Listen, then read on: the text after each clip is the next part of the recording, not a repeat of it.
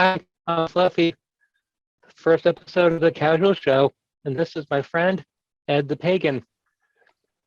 Now, Ed is an interesting person. He is someone I met last year at the debut of a psychic fair. I spent the weekend talking to him, some of his associates, and I discovered that he is an amazing person.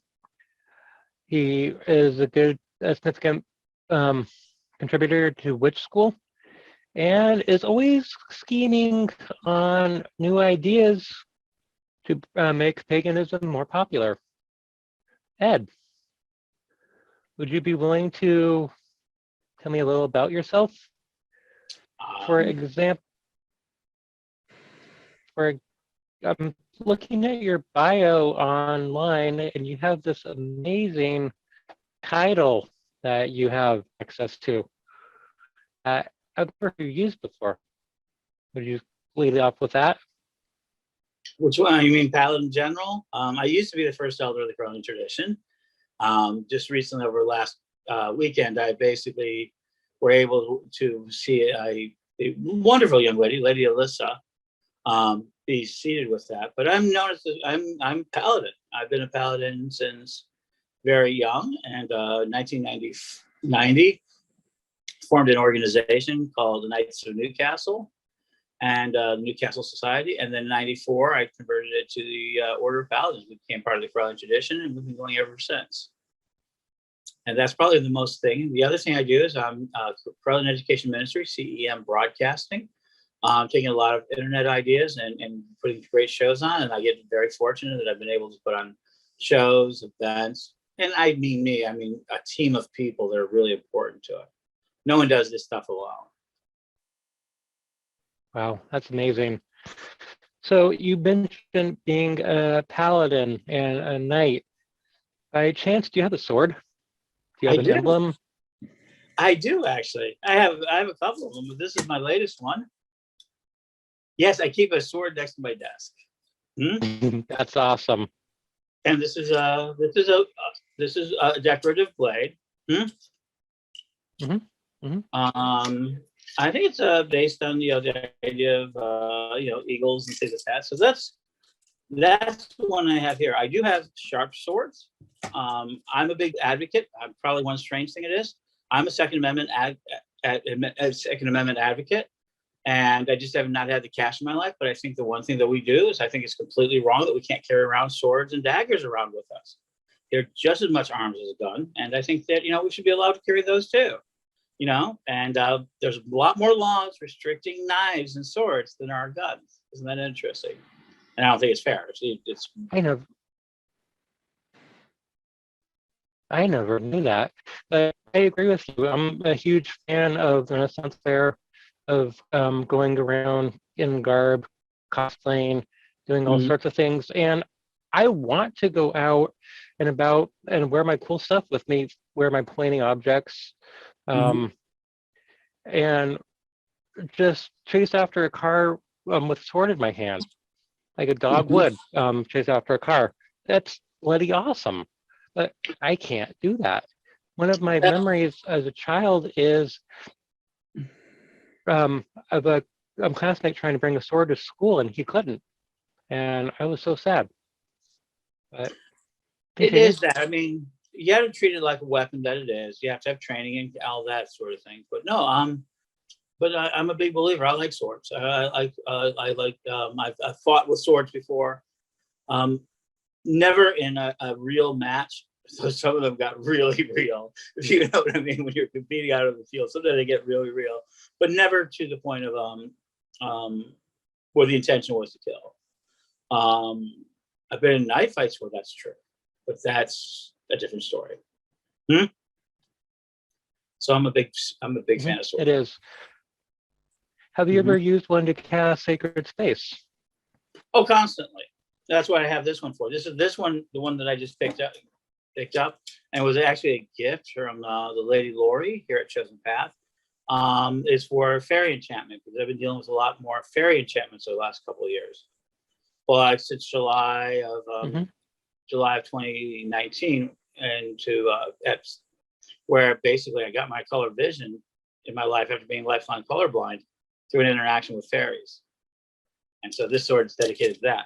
Of course, I've used swords. I have a number of swords that I use for enchantments. I use a sword to cut circles. I use swords to do things. I use swords for grounding. I love the idea of it. I love the idea of battle magic and all of that. You wouldn't know it from what my work is, because my work is very much about education. But if I have any secret passion, it is battle magic and a much stronger sort of militant type of magic. Okay. That brings up an interesting question. Obviously, as a pagan, you probably believe in past lives. So do you think you were a warrior, a Viking, or some sort of kind of action in a past life? I believe myself, absolutely, numerous times. But one that becomes really strong me and keeps me going was Charlemagne himself. The story of Charlemagne. I also believe that I was in his time. I think I was very much a warrior of that time. I also believe that I followed Alexander the Great across the world. I've had a number of lives, but most of my lives, I really do believe, have been ordinary and simple. The one that I've been exploring lately is the idea of being a herald or a messenger. Found out, we're looking back, we just found the first kind of commercial in Assyria, and you've ever heard the town crier? And everybody goes, the town crier goes running around, this is good or this bad. Do you know how they got paid? Most people don't know this. I learned that they got paid, even in Roman times, by describing businesses, commercials. Today is the great championship between Tivus and Silicus, and there's going to be a great vision, and it's going to be a great battle. That battle is being brought to you by Christian Brothers Bread. Less stones, better fine, better flour. Literally is a real time Roman herald commercial during the Roman era. Huh? Wow. You just think about it. So they would go around. They were born out of the trade fair, right? They were born out of the fair. We now know they went back to as early Assyrian Empire. Anytime you had merchants, as soon as you had merchants, they sent out people in the countryside to tell them where it is. And to keep it interesting, they would probably do little songs. They'd probably tell the news. The emperor paid for part of it. But then the local businesses, like, if you're thirsty, go to Bob's Beer or Mary's Beer. And they would get paid by the businesses. And I think as I've been learning, because it's been very familiar to me, it's like, okay, I may have done that job a lot through the ages. That makes sense. And I'm still doing it today. Yeah. We don't really deviate very much from our baseline normal from lifetime to lifetime. It's a slow progression in one direction, usually.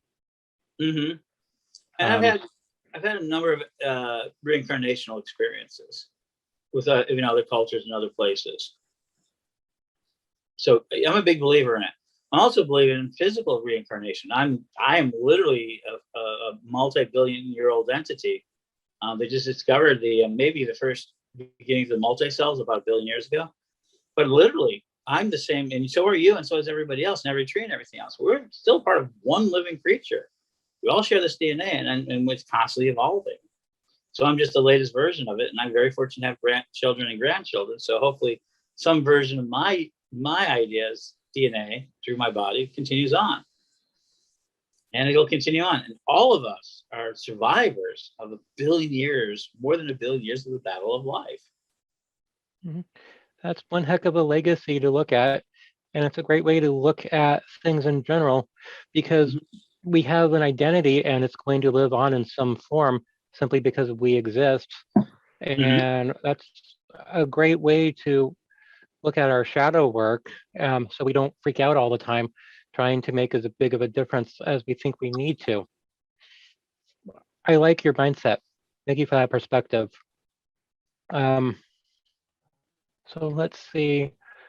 I was looking at your Facebook profile, and it said that you are a coffee pusher, an adventurer, a futurist, psychic explorer, involved with Butch School, and being a first elder.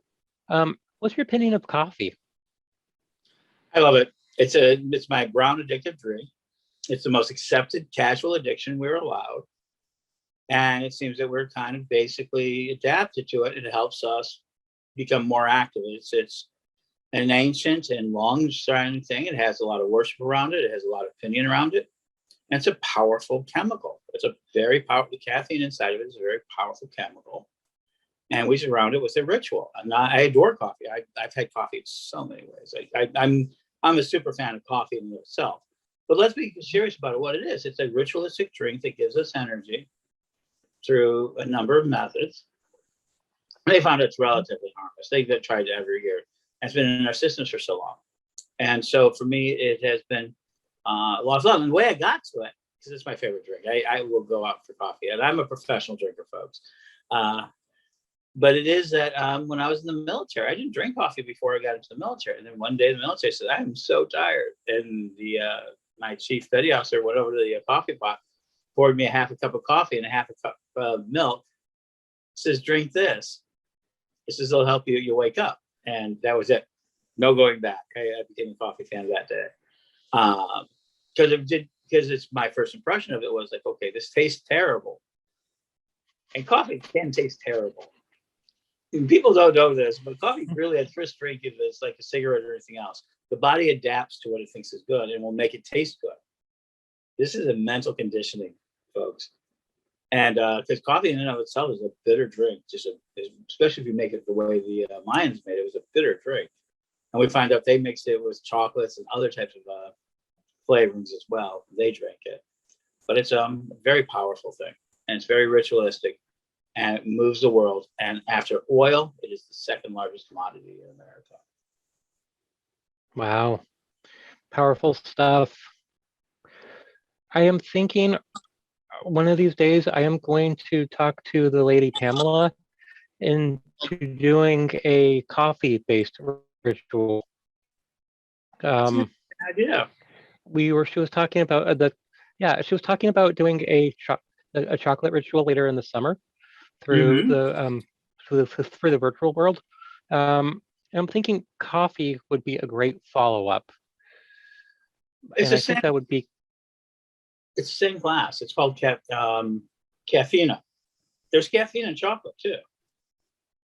It's all the same family. Coffee and chocolate are very similar. So that would be a ritual. It would be. Now, let's see. Oh, a serious question for the viewers out there. Can you tell us a little bit about what the Pagan World is? Pagan World, which is been a little slow to start, but Pagan World is going to be a directory. A few days ago, Fritz Young, the husband of Ren Walker, and created something called Witch Fox, and he passed away. So he passed away on May 4th. And so our deepest condolences around him. That which you remembered lives, and remember that. But they built a site called Witch Fox, and it was a very important part of our community. Now we need something very similar in the idea of finding locations and directory. It's a directory, and it's more than that. It's an advocacy of the pagan world. And shows like this, I'm hoping to bring a lot of different people to the forefront, to the mainstream, because there's so many people looking for this material. That makes sense. I am eager to see what's Pagan World's going to evolve into, and I'm happy to be involved in the beginning of it. Thank you. I was not aware of Witch Fox. Yeah, I was not aware of Witch Fox before it moved on, but I knew of this, and I am eager to see what's going to happen next. So, Ed, what is your role in a witch school, and what is it? Well, today I am CIO, which means Chief Information Officer of Carolyn Education Ministry as a whole, which includes Witch School. So I'm now Chief Messenger for all practical purposes. I'm Chief Messenger, and to create ways, to create links and ways to kind of increase our ability to communicate and to let people know that there is a school out there. I'm co-founder. There's three of us. Came out of the Pagan World religions in 1993. The idea of, we needed a better education. 1999 was even more so. We were having Lord Don Lewis and High Corral and Lady Crystal, and all of us were kind of having these local temples, and we connected them originally through e-groups, or one list was originally called, and then it became e-groups, and then it became Yahoo groups. We've been a lot of system, and ever since then I've been kind of pursuing the cyber ministry. In 1998, we started the Daily Spell, started sending out lessons, and then we started Butch School in 2001, September 4th. This is our 20th year coming up, folks, and we built it. And I led to kind of the advertising, the market, and financing of it. We have this wonderful program named Lisa Tuitt, who built us an incredible engine. And then Lord Don's work and the family's work in the sense of the classes and lessons made public. And now it reaches over 300,000 people worldwide, and the results have been tremendous. Wow, that's amazing. I signed up for Butch School last year, and I've been taking classes, learning a lot. It's very well streamlined, and it's very user-friendly. And whenever I have a question, my mentor is always available to answer anything and everything. And she's incredibly knowledgeable. I'm grateful that this system exists to learn about the universe, how to move energy, and how to do shadow work and be the best possible version of myself. I've been through a couple different traditions, and they did not give me what I was needing. So I'm grateful that this is here. And I hope other people find their way to Butch School. They could take classes and learn. You don't have to go through the actual program to take the classes. They are available to anyone that wants to learn. All you need is an open heart, open mind. So my final question, Ed, for you tonight is, if you could change one thing about paganism, what would it be? Wow, that's a really interesting question. If I could change one thing about paganism, it would be, let me think about that. So let me go ahead and describe, for me, what paganism is. Yes. So that people understand. So for me, paganism is a large umbrella, right? That is that in the United States, that it covers it. It covers all of the ideas of different sort of nature-based religions and things of that nature. A lot of people want to make it any non-Christian, non-Arabic, non-Abrahamic, non-Islamic, anything that's not the book religions. I don't see it that way. I do not call a person a pagan if they do not declare it themselves. So that's an important part. A lot of Hindus do not consider themselves, I've been at the Pagan World religions, a lot of Hindus do not consider themselves pagans because it's such a derogatory word for so much part of the world. So having said that, I really would like to see, the one thing I would like to change in pagans is that they really see themselves the way that I see them, which is an essential tool to the future. The essential battleground against the Armageddonists. Because it's absolutely absurd, that we have this idea of Armageddonism and paganism, because life is eternal, if you accept the science. I just said it earlier, one of my ancestors were just found 1 billion years ago, and it was this little cell that had two nucleuses in it, but it had not separated yet. So you mean, is that my ancestor or not? Much less the Correllian ancestors, the parents, and all the humans we've had. How far does that go back? Am I a legacy of Gaia or not? And so if I can accept that, if I can, I'm a Gaiaist, that sort of thing, if I can accept that belief, and that's my belief, then how in the heck can I ever think of that Armageddon, right, is the answer to anything? Because what is Armageddon but the complete genocidal sacrifice to an elder god that requires that in order to be the only god in existence, he has to reap all of the souls, condemn them to one of two worlds, hell or heaven, and destroy this planet and all that is on it. Remember, that's an Armageddon. So I want to get that thought out of the pagan world, because the truth is that if we're reincarnational, if we are powerful, if we are people who are working with it, I expect to be back here. I already believe I've been back here, as we talked before, but I expect to be back here. And I've actually had one strong, really strong experience where I saw myself, a future incarnation was probing backward. We don't think of that sort of linear time. And that was the time that I was born into a space station. Somewhere around, I was the first child born on that space station, somewhere around Jupiter. So I'm always excited about space because I've had that experience. I really do. And I've actually taken people there. I've actually taken people there. We do this. I have a visualization where I take them forward and they felt it, where I take them into that space station and they realize that they're there too with me. Then that we're examining this lifetime. Literally, I've had this recursive sort of idea. So if we believed in that fantasy, that fantastic idea, maybe that reality, right? Whatever way you want to phrase it. But we have this idea that we can get there. Then how can we be Armageddonists? How can we be that the world is coming to an end? It's ridiculous. We are in a mass extinction event. We are doing things that are relatively toxic, right? But it's not the end of the world. Well, wow, that's a lot to think about.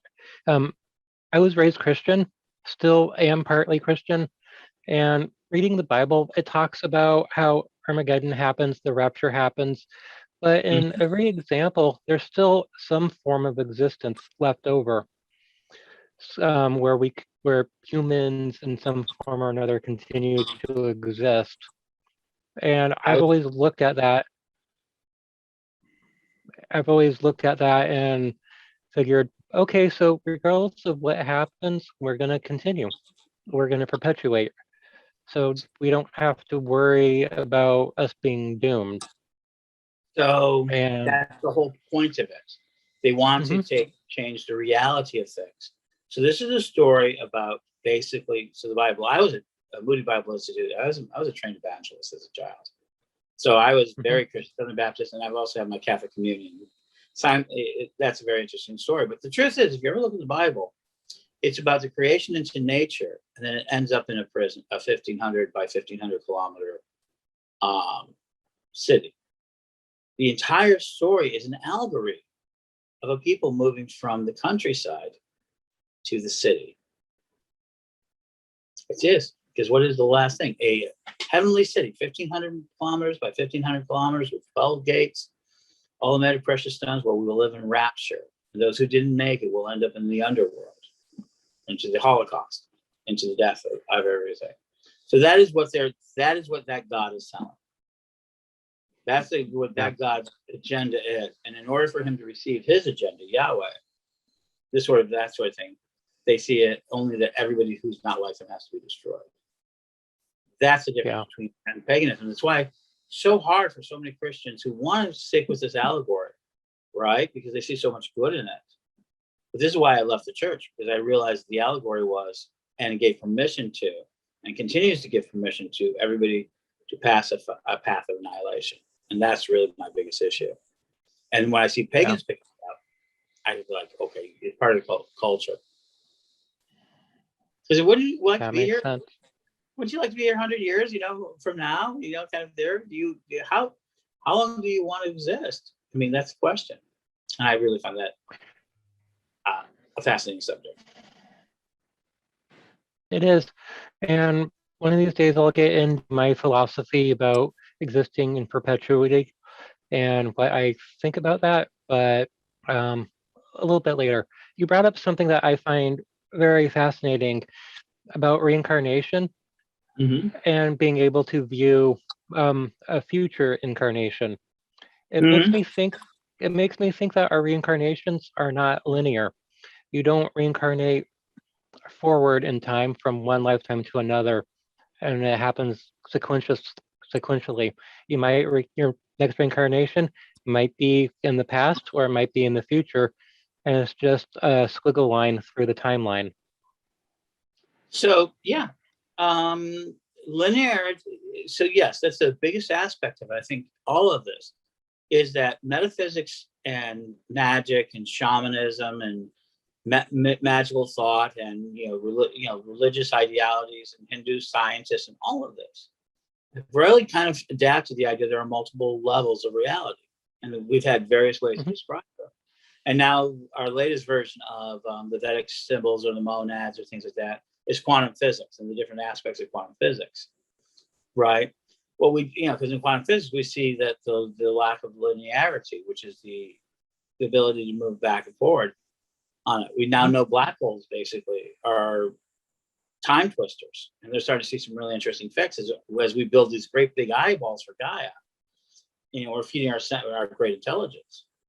So yeah, absolutely, there is this idea that eventually we understand that time is as much an element as gravity.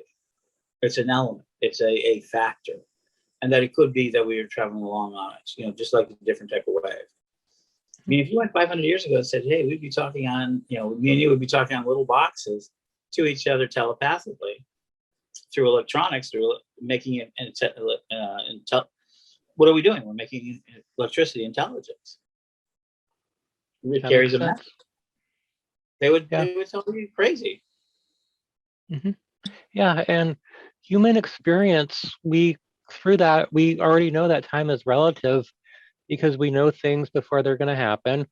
We have experiences where we talk to our future selves, and when we hit that point in our future, we experience ourselves talking to our past, and we are able to exchange information, and it's a really cool experience. And that's one of the great things about working with energy, learning about spirit, and doing the whole pagan thing. We learn how to do that, and we understand how it's happening as we go along doing it. And I am ecstatic that I learned how to do the whole pagan thing, because I'm learning a lot about myself and how the universe works, and I meet a lot of really cool people. And I'm learning a lot about quantum physics in the process. So you're absolutely right about time, space, gravity, all of that. And so and so ultimately, for me, one of the things people don't understand is that pagan thought is really rooted deeply in magical thought, is deeply rooted in science. It is our first sciences, and it always has been. It's just that now we have these people who want to create a kind of uniform message that allows for very little space, between a changing world. But the great scientists aren't Christians; they're pagans. A lot of our roots of our sciences are in ancient Greek and Rome and Arab nations. The Arab sciences were amazing. A lot of our medical people say, "Well, what do you mean they were amazing? They were the first ones to invent zero. The Romans didn't have zero. If Cassius, the greatest, richest man, had double entry accounting with simple Arabic numbers, oh my God, we'd still probably be Roman. Can you imagine having to multiply by that system? I've seen it. It's just terrible. But because they didn't have a better accounting system, there was limits to their control. The Arabics came in with their zeros and those single digits, and they dominated the world. Today, nobody would question our numbering system, but any Roman would, and Chinese at the time would. I mean, they had different systems. And that's what happens. Good ideas, good thoughts, easier practices win over time. And pagans have always done that. And what I think that you see a lot of in other, that's what you want to watch. Is the group able to move forward? Can it make new magic? Can it make living the Wiccan life? Can it, all of these different ways? We've adapted. I mean, as pagans, we've adapted. I've adapted to a highly virtual world. And then it isn't today. I did that back in the 90s. And now I get to do things like this. I mean, I get to meet you. I mean, I did, that sort of thing. I get to do a lot of different things I didn't think was possible. And it isn't possible from a linear physical point of view. That makes sense. So we're just about out of time. So I would like to remind everyone that on Friday nights and I'll post the link somewhere, that I run an open Zoom room where people could just drop in, meet me, meet other Corellians, socialize, ask questions, just have fun. I do that every Friday night for a couple hours. So please drop in. I'd love to get to know you. And Sir Ed, thank you for the interview, and thank you for your words of wisdom and your entertaining stories. Thank you so much. Wish you the best of luck and break a leg with this. I'm very proud to have. Very proud to have you here. Thank blessing. you.